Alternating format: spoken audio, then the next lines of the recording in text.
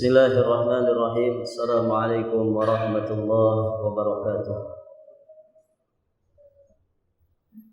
Alhamdulillahi wa kafa wa salamun ala ibadihi alladhina istafa. Asyhadu an la ilaha illallah wahdahu rabbi la syarika lah wa asyhadu anna Muhammadan abduhu wa rasuluh. Qala Allah ta'ala fil Qur'anil Karim, Ya ayyuhalladzina amanu taqullaha haqqa tuqatih wa la tamutunna illa wa antum muslimun, amma ba'd. Para hadirin jamaah salat zuhur rahimani wa rahimakumullah. Berikutnya insyaallah taala kita akan masuk di pembahasan tentang at-tayammum. Para jamaah yang dirahmati Allah, tayammum ini badal dari wudu, juga bisa menjadi badal atau pengganti dari mandi, yakni mandi janabah atau mandi besar. Baik, yang pertama akan kita bahas adalah tentang definisi dari tayammum.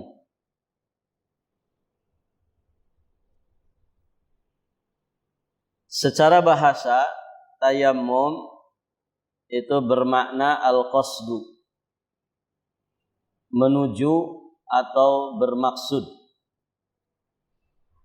Sebagaimana firman Allah Subhanahu wa taala di surat Al-Baqarah ayat 267.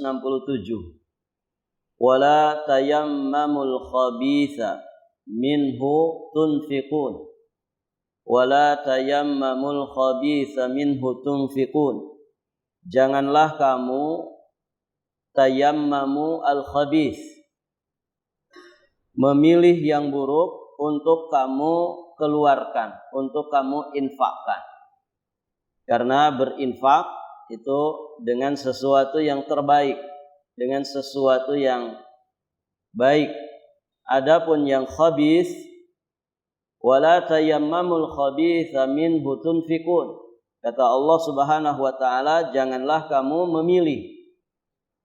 memilih atau bermaksud menuju sesuatu yang buruk untuk kemudian diinfakkan. Baik, para jamaah yang dirahmati Allah, di sini Allah mengungkapkannya dengan kalimat tayammamu. Jadi tayammum secara bahasa artinya menuju. Baik, para jamaah yang dirahmati Allah. Adapun secara istilah syar'i, yang disebut dengan tayammum adalah menyengaja menggunakan as-sa'id. Nanti akan kita bahas apa itu as-sa'id. Jadi kita menyengaja menggunakan permukaan tanah atau as-sa'id dengan cara mengusapkan di wajah, kemudian di kedua telapak tangan, dengan niat untuk memperbolehkan sholat atau yang semisal dengan sholat. Jadi tayammum itu niat dan fungsinya sebagaimana wudu, untuk kita bisa menjalankan sholat atau yang semisal dengan sholat. Baik, para jamaah yang dirahmati Allah, dalil tentang pensyariatan tayammum itu ada di dalam Al-Quranul Karim, di dalam sunnah Nabi yang sahih. Kemudian juga pensyariatannya telah ditetapkan oleh ijma' atau kesepakatan para ulama. Di dalam Al-Quranul Karim, di antaranya di surat An-Nisa ayat 43. Surat An-Nisa ayat 43. Allah Subhanahu wa taala berfirman, wa in kuntum marda aw ala safarin aw jaa ahadun minkum minal ghaid aw lamastumun nisaa falam tajidu ma'an fatayammamu sa'idan tayyiban famsahu biwujuhikum wa aydikum innallaha kana afuwan ghafura. Allah Subhanahu wa taala berfirman yang artinya, adapun jika kalian sakit atau sedang dalam perjalanan atau sehabis buang air, atau kamu telah menyentuh perempuan, aula mastumun nisa, sedangkan kamu tidak mendapatkan air. Jadi setelah melakukan hal-hal tadi, kemudian kita enggak mendapatkan air, maka apa kata Allah? Fatayammamu sa'idan tayyiban, maka bertayamumlah kalian sebagai pengganti dari wudu yang menggunakan air. Bertayamumlah kalian dengan sa'id, debu yang suci. Usaplah wajahmu dan juga tanganmu dengan debu tersebut. Sungguh Allah Maha Pemaaf lagi Maha Pengampun. Perhatikan baik-baik di sini para jamaah. Di dalam ayat ini terkandung beberapa sabab yang membolehkan orang itu bertayamum.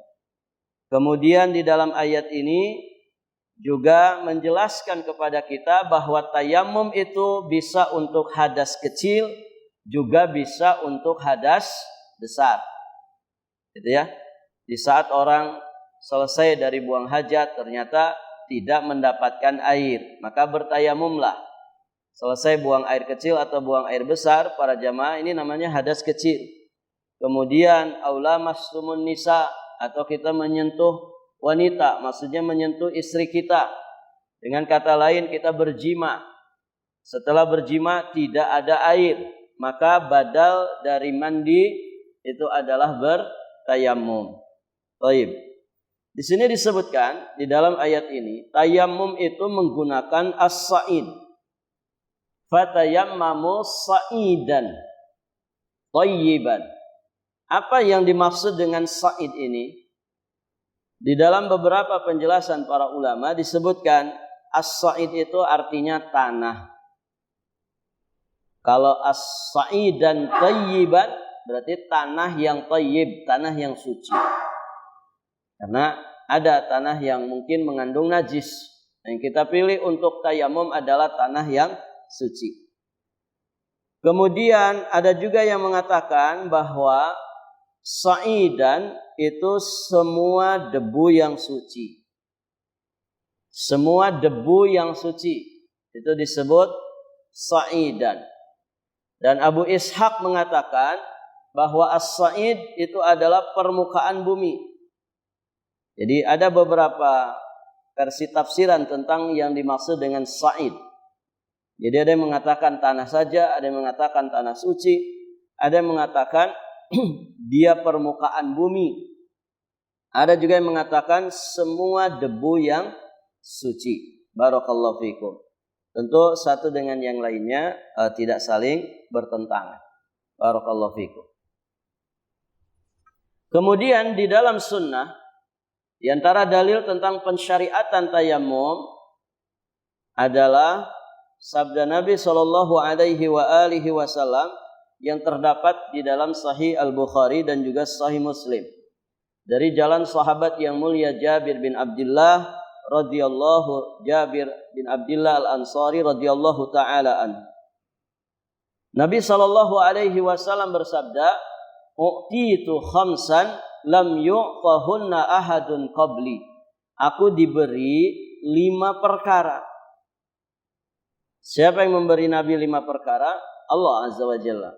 Aku diberikan 5 perkara yang tidak pernah diberikan seorang pun dari rasul-rasul sebelumku. Ini keistimewaan, khasais, keistimewaan dari Rasulullah sallallahu alaihi wasallam. Yang 5 perkara itu para jamaah, yang pertama, nusirtu birru'bi masirata syahr. Aku diberikan pertolongan dengan takutnya para musuh yang mendekatiku dari jarak sebulan perjalanan. Masya Allah. Jadi kalau ada orang kafir mau melawan Rasulullah, itu jarak 1 bulan. Ya, jarak 1 bulan perjalanan itu mereka sudah takut menghadapi Rasulullah dan juga kaum muslimin. Dan Masya Allah, para jamaah yang dirahmati Allah, ya bisa dikatakan semua peperangan itu selalu dimenangkan oleh Rasulullah sallallahu alaihi wasallam. Baik. Ada satu peperangan yang kaum muslimin kalah. Sebetulnya tidak kalah. Cuman karena adanya penyimpangan dari sebagian sahabat Nabi Shallallahu Alaihi Wasallam terhadap perintah dari Nabi, maka akhirnya kaum muslimin ketika itu sempat mengalami kekalahan. Artinya bukan kalah strategi sebetulnya. Strateginya sudah sangat luar biasa. Strategi yang ditetapkan oleh Nabi Shallallahu Alaihi Wasallam ini strategi perang yang sangat luar biasa. Namun karena adanya yang tidak sesuai standar operasionalnya, maka akhirnya Nabi Shallallahu Alaihi Wasallam mengalami satu kondisi di mana akhirnya banyak para sahabat yang terbunuh ketika itu. Baik, para jamaah yang dirahmati Allah. Namun secara umum semua peperangan yang dialami oleh Nabi Shallallahu Alaihi Wasallam mengalami kemenangan, karena memang Allah Subhanahu Wa Taala menjadikan rasa takut pada musuh-musuh Allah dan juga musuh Rasulnya itu jauh sejauh 1 bulan perjalanan sudah diberikan rasa takut mereka. Kemudian yang kedua, para jamaah, wa ju'ilat liyal ardu masjidan wa tahuran, dijadikan bumi bagiku sebagai tempat salat dan sebagai alat untuk bersuci. Nah, ini poin kedua ini yang sedang kita bahas. Di antara kekhususan Nabi, bumi dijadikan sebagai tempat salat dan bisa dijadikan sebagai alat bersuci. Para jamaah yang dirahmati Allah, kalau kita salat di atas permukaan tanah, tidak ada lantai, tidak ada marmer, tidak ada karpet, tidak ada sejadah, langsung salat di atas tanah. Tanahnya tanah suci, sah enggak salat kita? Sah, boleh. Nah, demikian para jamaah yang dirahmati Allah. Jadi bumi dijadikan sebagai tempat salat. Kemudian bumi juga dijadikan tahuran, sebagai alat untuk bersuci. Maksudnya apa? Di saat kita terhalang menggunakan air atau di saat kita tidak mendapatkan air, para jamaah yang dirahmati Allah, maka permukaan bumi ini bisa dijadikan sebagai alat untuk bersuci. Kita BAB tidak dapat air, para jamaah, maka ada pembahasan namanya istijmar, yakni beristinja menggunakan batu. Baik, para jamaah yang dirahmati Allah. Maka siapa saja, kata Nabi, dari umatku mendapati waktu sholat, hendaklah dia segera menunaikan sholat. Gitu ya, artinya di mana dia mendapatkan sholat, maka disitulah dia sholat. Ya, bisa di atas padang pasir, bisa di atas permukaan tanah, bisa di atas permukaan batu. Karena semua muka bumi ini dijadikan masjid, dijadikan tempat sholat untuk Rasulullah dan juga umatnya. Kemudian berikutnya, wa uhillat liyal ghanaimu wa lam tahilla li ahadin qabli, dihalalkan rampasan perang bagiku dan tidak dihalalkan kepada seorang nabi pun sebelumku. Jadi kalau Nabi melakukan peperangan kemudian memenangkan peperangan tersebut, maka apa yang tersisa dari senjata, apa yang tersisa dari perbekalan, kendaraan, makanan, orang-orang kafir yang tertinggal di medan jihad karena kekalahan mereka, itu semuanya menjadi ghanimah bagi Rasulullah dan juga para sahabatnya yang kemudian nanti akan dibagi-bagikan. Baik. Kemudian para jamaah yang dirahmati Allah, yang keempat, wa utitu syafa'ah, aku diberi izin dan diberi kekuasaan untuk memberikan syafaat kepada umat. Ini kekhususan Nabi Shallallahu Alaihi Wasallam. Dan tentu syafaat yang dimiliki oleh Nabi adalah syafaat yang terbaik. Ya, ada syafaat Nabi ini dengan izin Allah untuk seluruh makhluk Allah. Ya, bangsa jinnya, bangsa manusianya, mukmin dan kafirnya. Nah, itulah syafaatul uzma, syafaat yang sangat agung, yakni syafaat dari Nabi Shallallahu Alaihi Wasallam dengan izin Allah untuk kemudian peradilan akhirat segera dimulai. Baik, para jamaah yang dirahmati Allah.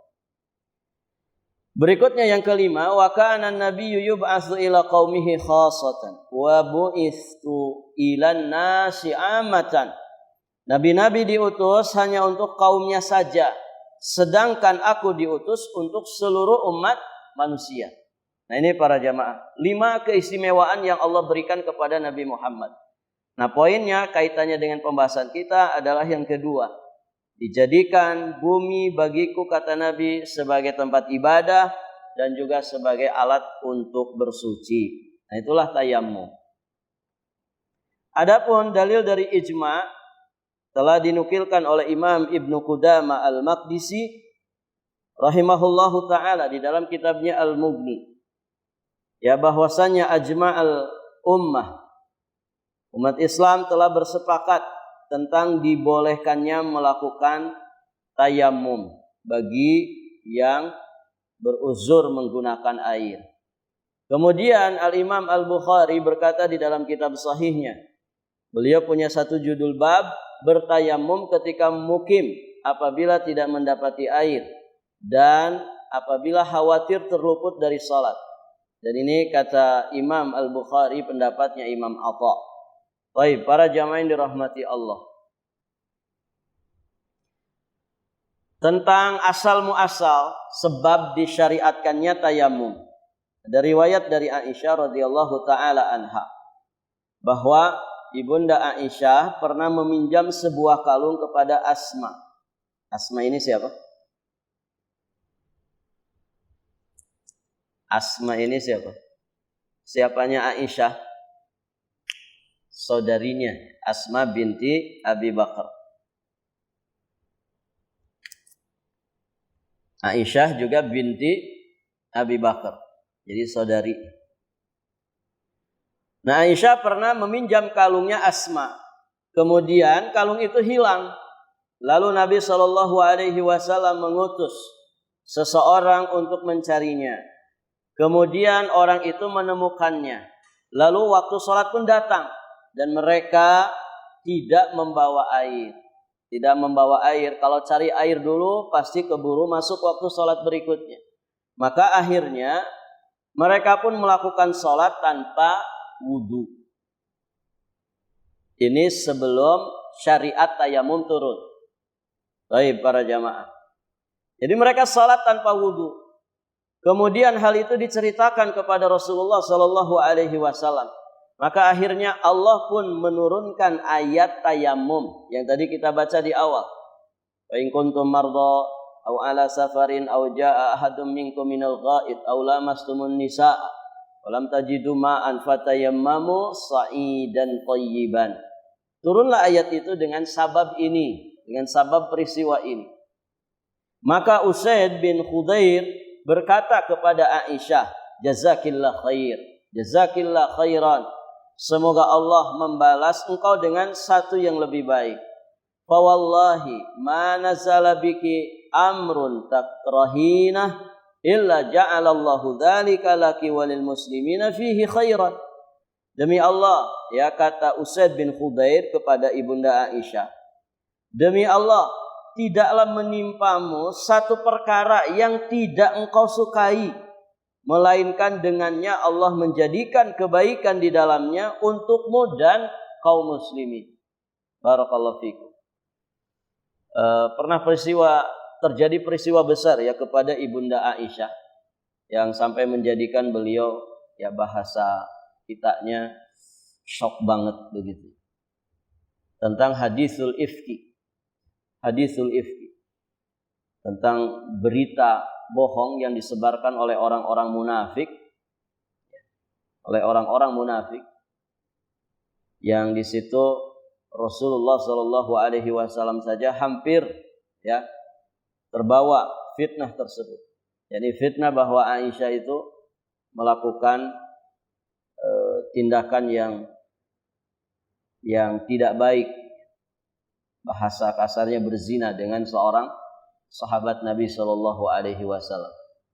Dan Ibunda Aisyah ketika itu luar biasa, kondisinya shock banget dan tidak mau menjawab apapun, tidak mau berkata apapun. Ya, biar Allah yang menjawabnya, begitu. Ya. Dan akhirnya turun ayat yang mensucikan Ibunda Aisyah secara lahir dan batin, dunia dan juga akhirat. Turun ayat tentang itu. Maka para jamaah yang dirahmati Allah, kebatilan yang sangat besar ketika ada orang kemudian menganggap Aisyah itu wanita yang kotor, Aisyah itu pezina, bahkan dikafirkan. Nasallallahu al-afwa wal afiyah wassalam. Ya, bagaimana seorang wanita yang sangat dicintai oleh Rasulullah kemudian itu dikatakan wanita kafir, ya, wanita yang tidak terhormat. Apakah Allah salah menyandingkan Aisyah dengan Nabi Muhammad sebagai Sayyidul Anbiya wal Mursalin? Tentu tidak mungkin. Yang salah adalah orang yang memfitnah Ibunda Aisyah. Jelas itu. Ya, beliau disucikan dari atas 7 langit. Ibunda Aisyah. Tidak mungkin Allah Subhanahu wa ta'ala menyandingkan Ibunda Aisyah dengan sebaik-baik manusia. Kalau Aisyah itu wanita yang biasa atau bahkan wanita yang kotor, tidak mungkin itu. Nah, itu para jamaah yang dirahmati Allah. Maka di sini dikatakan oleh Usaid bin Khudair, jazakillah khairan. Semoga Allah membalasmu dengan sesuatu yang lebih baik. Tidak ada satupun perkara yang turun kepadamu yang ternyata engkau tidak sukai. Ternyata di situ ada kebaikan yang sangat banyak sekali untuk dirimu juga untuk kaum mukminin. Ya, termasuk di hadisul ifki itu. Disucikan Ibunda Aisyah dari atas 7 langit. Dan Masya Allah, para jamaah yang dirahmati Allah, ketika itu tentu para sahabat mendapatkan pelajaran yang sangat berharga. Di situ terbedakan antara mukmin dengan munafik. Karena yang menyebarkan berita ini orang-orang munafik. Maka di zaman ini para jamaah, kalau ada yang memfitnah Ibunda Aisyah radhiyallahu taala anha wa ardhah, maka sesungguhnya dia munafik, bahkan lebih ngeri daripada munafik. Baik, para jamaah yang dirahmati Allah. Nah, termasuk ya urusan mencari kalung yang hilang ini, sampai akhirnya turun ayat tentang tayammum. Baik, para jamaah yang dirahmati Allah. Kondisi seperti apa yang membolehkan orang itu bertayammum? Ada 2, para jamaah yang dirahmati Allah. Yang pertama adalah tidak adanya air. Tidak ada air, baik kita sedang safar ataupun sedang mukim.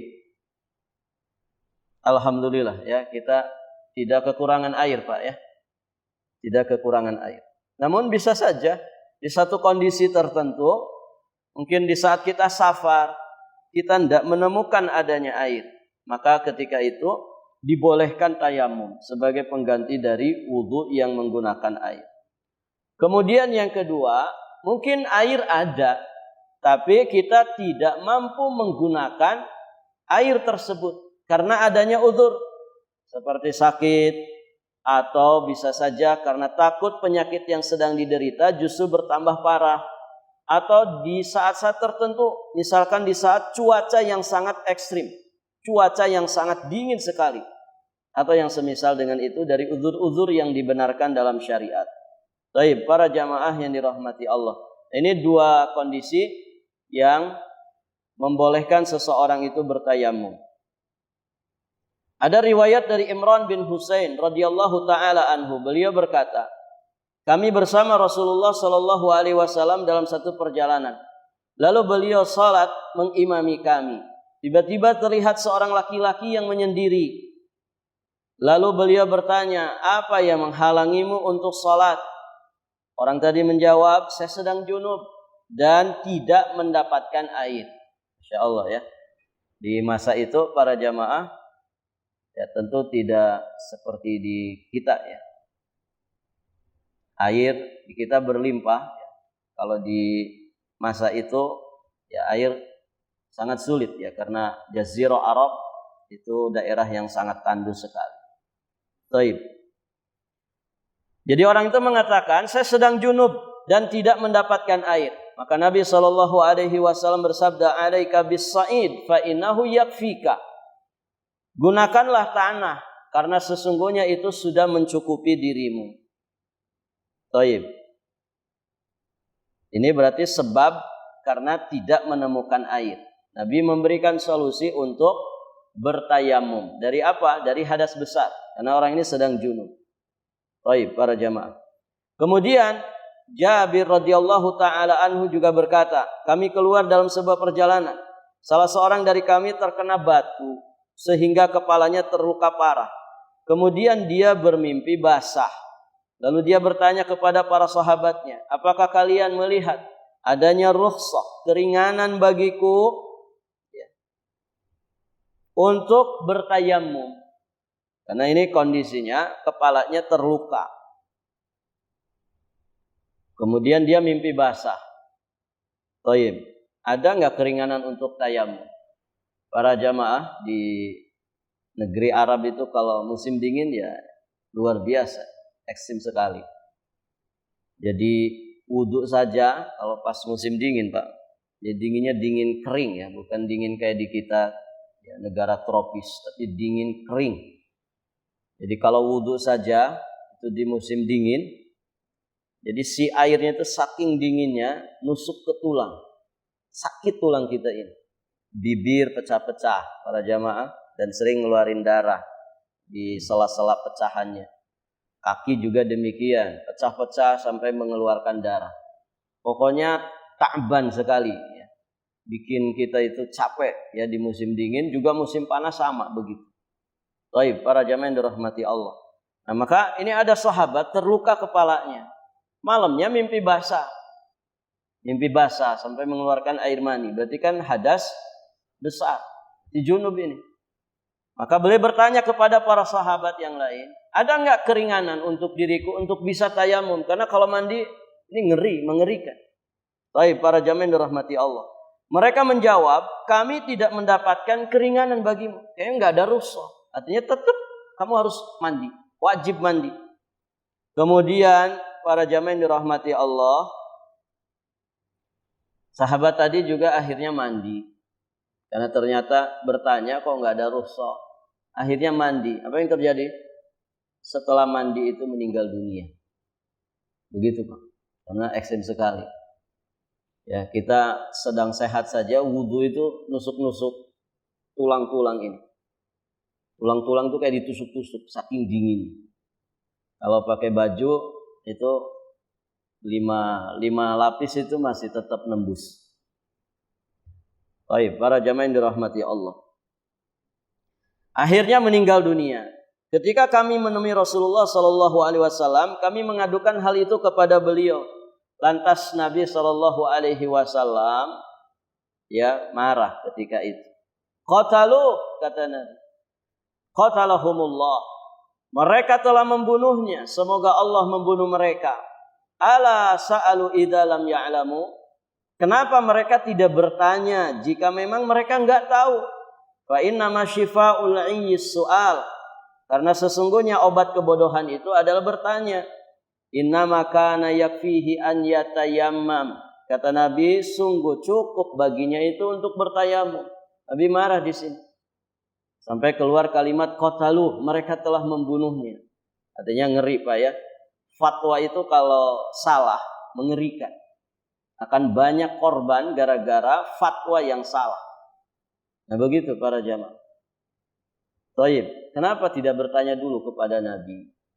Di sini pentingnya bertanya kepada yang berilmu. Fas'alu ahla dzikri in kuntum la ta'lamun. Ya, karena obat kebodohan itu diantaranya adalah bertanya. Jadi kata Nabi cukup bertayamum itu. Cukup bertayamum. Pengganti hadas besar ketika orang itu beruzur. Nah di sini poin kedua gitu ya. Jadi seorang boleh bertayamum ketika mungkin ada air tapi dia terhalang di dalam menggunakannya. Ini sedang sakit, sedang terluka kepalanya. Baik para jamaah. Ini dua sabab yang menjadikan orang itu boleh bertayamum. Tidak ada air atau dia terhalang dari menggunakan air. Tata caranya bagaimana para jamaah? Simpel sekali ya. Tata cara tayamum itu yang pertama jelas niat di dalam hati ya untuk bertayamum. Yang kedua, baca basmalah sebagaimana kita sebelum wudu baca basmalah. Kemudian tepukkan kedua telapak tangan kita di atas permukaan tanah yang suci, yang bersih. Ditepukkan, ya. Kemudian para jamaah yang dirahmati Allah, ditiup, ya. Ditiup jika ada yang nempel di sini, ditiup atau dibeginikan, gitu ya. Boleh ditiup, boleh diseperti ini kan. Sehingga kalau ada kerikil-kerikil atau debu yang berlebih bisa terkurangi. Kemudian para jamaah yang dirahmati Allah, setelah itu usapkan ke wajah. Diusapkan ke wajah secara merata, ya. Ini berapa kali? 1 kali saja, ya. Setelah itu para jamaah, kita tinggal mengusap bagian punggung telapak tangan, yang kanan dulu, ya, begini, kemudian baru yang kiri. Jadi nggak sampai ke siku. Kalau wudu kan sampai ke siku. Nah, kalau tayamum ininya saja, telapak tangannya saja. Jadi tepukan, begitu ya. Kemudian tiup, kalau nggak diginikan. Setelah itu usapkan ke wajah seperti yang batasannya seperti yang di pembahasan wudu, ya. Setelah itu baru yang kanan punggungnya, yang kiri, selesai. Jadi simple para jemaah. Baik.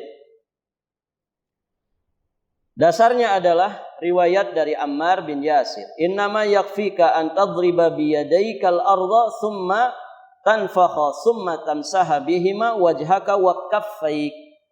Sesungguhnya cukuplah engkau menepukkan kedua tanganmu pada tanah lalu ditiup. Kemudian engkau mengusap wajah dan kedua telapak tangan. Jadi tidak sampai ke pergelangan. Dan usaplah kedua telapak tanganmu dengan keduanya. Karena yang ini sudah kena kan. Jadi cukup punggungnya saja 1 kali. Kanan dulu baru kemudian yang kiri. Baik, para jamaah yang dirahmati Allah. Bagian tangan yang diusap pada tayamum tadi ya. Yakni pada batasan ya tangan yang dipotong bagi para pencuri. Pencuri itu kalau tegak hukum Islam mencuri lebih dari atau 1 sampai kepada nisabnya atau lebih maka dipotong ya pergelangannya ini para jamaah. Pergelangan. Jadi tidak dipotong dari sini. Potongnya ini. Jadi kalau ada di negeri diterapkan syariah Islam, ada orang dipotong, kemudian kelihatan mantan-mantan pencuri misalkan, ada tampang-tampangnya, berarti pernah ditegakkan hukum had untuk dirinya, yakni potong tangan karena mencuri. Baik, para jamaah yang dirahmati Allah.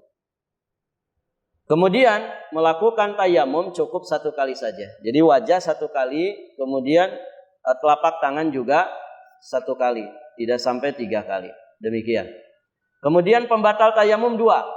Pertama, segala sesuatu yang membatalkan wudu maka juga membatalkan tayamum. Sudah kita bahas ya pembatal wudu. Kemudian yang kedua para jamaah, ketika ditemukannya air. Ketika ditemukannya air bagi orang yang bertayamumnya karena tidak ada air. Atau para jamaah ketika orang itu sudah bisa lagi menggunakan air. Ya sakitnya sudah sembuh, maka menggunakan air. Barakallahu fiikum. Demikian para jamaah yang dirahmati Allah. Dan insyaallah taala nanti berikutnya kita mulai masuk fikih salat ya. Biiznillah taala. Mulai minggu depan insyaallah. Baik para jamaah yang dirahmati Allah. Demikian kita cukupkan. Subhanakallahumma bihamdik. Asyhadu an la ilaha illa anta astaghfiruka wa atubu ilaik. Assalamualaikum warahmatullahi wabarakatuh.